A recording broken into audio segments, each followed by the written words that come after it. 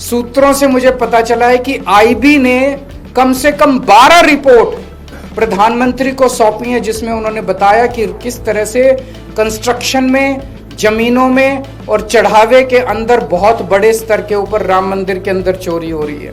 ब्रजभूषण, अभी मैं social media में उनका स्टेटमेंट देख रहा था। ब्रजभूषण का कहना है अगर मैंने मुंह खोला तो बहुत बड़े बड़े नाम आएंगे और मेरे को खतरा है। बाबा बागेश्वर धाम का मैंने स्टेटमेंट सुना, उन्होंने कहा बहुत बड़े बड़े लोग शामिल हैं, अगर मेरे ऊपर आंच आ सकती है अगर मैंने मुंह खोला तो।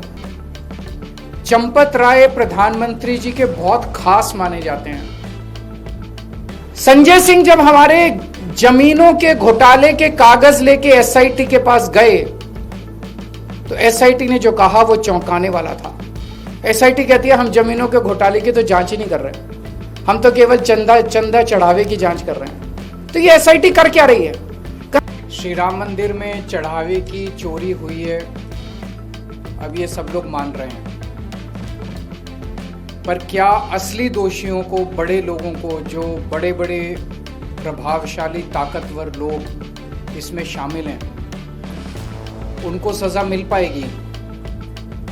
उनकी गिरफ्तारियां होंगी? क्या उनके खिलाफ एक्शन होगा? मैं देख रहा था टीवी पे कुछ एंकर हर बात पे ये कह रहे हैं कि मोदी जी हैं, मोदी जी किसी को छोड़ेंगे नहीं, मोदी जी किसी को बख्शेंगे नहीं। मैं लोगों से पूछना चाहता हूं कि क्या आपको भी भरोसा है कि मोदी जी असली चोरों को सजा दिलवा पाएंगे?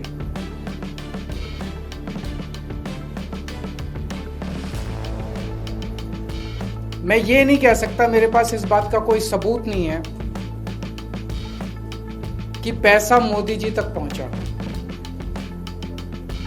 इस पे मैं कोई टिप्पणी नहीं करूंगा, लेकिन पूरा घटनाक्रम ये जरूर दिखाता है कि मोदी जी ने पूरे मामले को रफा दफा करने, उसको ढकने और दोषियों को बचाने में कोई कसर नहीं छोड़ी। प्रधानमंत्री जी ने ट्रस्ट बनाया, खुद पर्सनली उन्होंने ट्रस्ट बनाया। एक एक व्यक्ति जो इस ट्रस्ट के अंदर है वो प्रधानमंत्री जी ने खुद चुना। प्रधानमंत्री जी के अपने लोग हैं इस ट्रस्ट के अंदर। चंपत राय प्रधानमंत्री जी के बहुत खास माने जाते हैं। चंपत राय को श्री राम मंदिर का जनरल सेक्रेटरी और सर्वे सर्वा सब कुछ चंपत राय थे इस मंदिर में। सर्वे सर्वा बनाया वो मोदी जी ने बनाया, उनका अपना आदमी माना जाता है चंपत राय।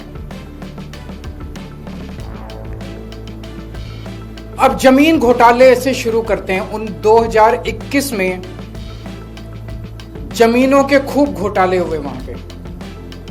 एक मामला जो खूब चर्चा में आया, खूब अखबारों में चला, एक पाठक परिवार है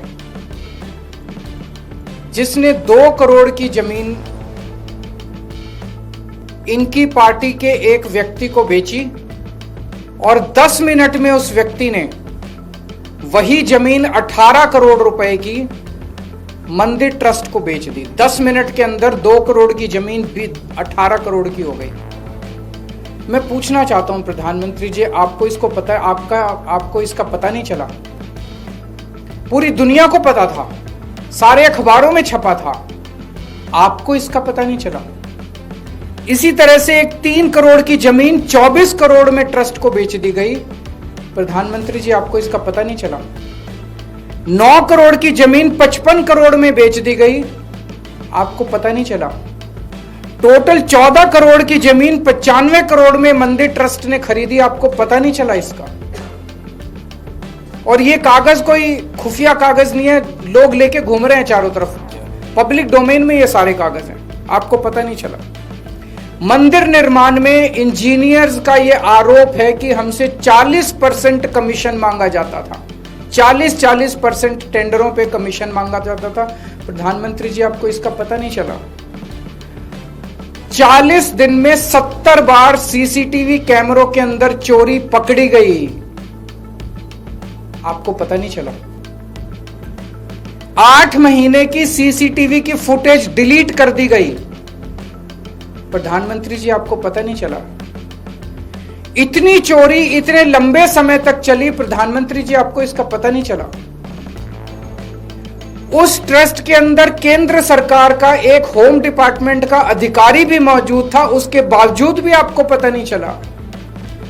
प्रधानमंत्री जी, इस देश के हर बूथ के ऊपर कौन वोटर किस पार्टी का है, किसका नाम एसआईआर में कटवाना है और किसका नाम जुड़वाना है, यहां तक आपको पता है। और अगर आप कहें कि आपको इस चोरी का पता नहीं चला, तो ये तो हम मानने को तैयार नहीं है। आपको इस चोरी का पता था। सूत्रों से मुझे पता चला है कि आईबी ने कम से कम 12 रिपोर्ट प्रधानमंत्री को सौंपी है, जिसमें उन्होंने बताया कि किस तरह से कंस्ट्रक्शन में, जमीनों में और चढ़ावे के अंदर बहुत बड़े स्तर के ऊपर राम मंदिर के अंदर चोरी हो रही है। तो पता तो चला, आपको सब कुछ पता था, लेकिन आप धृतराष्ट्र की तरह चुप रहे, आंखों पे पट्टी बांधे रहे। और जब सर से पानी ऊपर चला गया और जब मजबूरी हो गई, बहुत ज्यादा मुद्दा उठने लग गया, तो आपने लोगों की आंखों में धूल झोंकने के लिए एक एसआईटी बना दी। एसआईटी, बिना एफआईआर की एसआईटी बन कैसे सकती है? तब तक एफआईआर ही नहीं हुई थी। बिना एफआईआर की एसआईटी बन ही नहीं सकती। आपने एक एसआईटी बना दी धूल झोंकने के लिए, लोगों की आंखों में धूल झोंकने के लिए। उसी दिन देश के लोगों को पता चल गया था, जब आपने एसआईटी बनाई थी, कि प्रधानमंत्री जी लीपापोती कर रहे हैं, प्रधानमंत्री जी असली गुनहगारों को बचाने की कोशिश कर रहे हैं। और फिर आपने एक फर्जी एफआईआर की। फर्जी एफआईआर में 8 छोटे छोटे लोगों को पकड़ के जेल में डाल दिया। उसमें भी उन 8 छोटे छोटे लोगों को भी पुलिस कस्टडी नहीं दिलवाई गई, सीधे जुडिशियल कस्टडी। पुलिस ने कस्टडी मांगी नहीं। किसी भी चोरी के मामले में पुलिस कहती है कि हमें पूछताछ करनी है, हमें चोर से पूछना है कि माल कहां है, किसके कहने से चोरी की, कोई मास्टरमाइंड तो नहीं है, टोटल कितनी चोरी की, कुछ नहीं। पुलिस ने कोई पूछताछ नहीं की उन 8 लोगों से। पुलिस कस्टडी नहीं ली गई उनकी। उनको एश्योरेंस दिया गया, चिंता ना करो, 2-4 दिन में बेल करा देंगे तुम्हारी। ये चल क्या रहा है प्रधानमंत्री जी? संजय सिंह जब हमारे जमीनों के घोटाले के कागज लेके एसआईटी के पास गए, तो एसआईटी ने जो कहा वो चौंकाने वाला था। एसआईटी कहती है हम जमीनों के घोटाले की तो जांच ही नहीं कर रहे, हम तो केवल चंदा चढ़ावे की जांच कर रहे हैं। तो ये एसआईटी कर क्या रही है? कंस्ट्रक्शन के घोटाले की जांच नहीं कर रही, जमीनों के घोटाले की जांच नहीं कर रही। वो जांच कौन करेगा? 2021 में यूपी सरकार ने जमीनों के घोटाले के ऊपर एक एसआईटी बनाई थी। वो एसआईटी रफा दफा हो गई, किसी को पता भी नहीं चला उसकी रिपोर्ट कब आई और कब गई।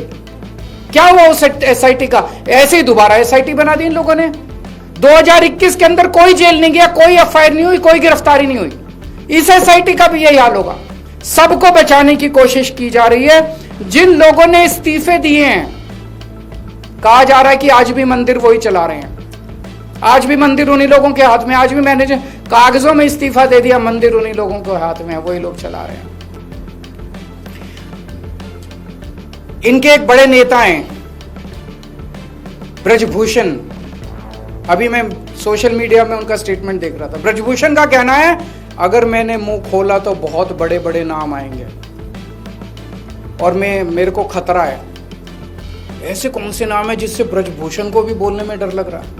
बाबा बागेश्वर धाम का मैंने स्टेटमेंट सुना, उन्होंने कहा बहुत बड़े बड़े लोग शामिल हैं, अगर मेरे ऊपर आंच आ सकती है अगर मैंने मुंह खोला तो। इतने देश के ताकतवर और इतने बड़े लोग नाम लेने से डर रहे हैं, तो इसमें मतलब ये 8 लोग जिनको गिरफ्तार किए तो आंख में धूल झोंक रहे हैं, असली लोग तो कोई और है। जिनको पकड़ा गया वो तो सिर्फ प्यादे हैं। तो मैं प्रधानमंत्री जी से पूछना चाहता हूं, प्रधानमंत्री जी, इस देश की जनता जानना चाहती है कि आप किसको बचा रहे हो और क्यों बचा रहे हो और आपकी क्या मजबूरी है। देश के करोड़ों करोड़ों लोगों की आस्था उसको ठेस पहुंची है।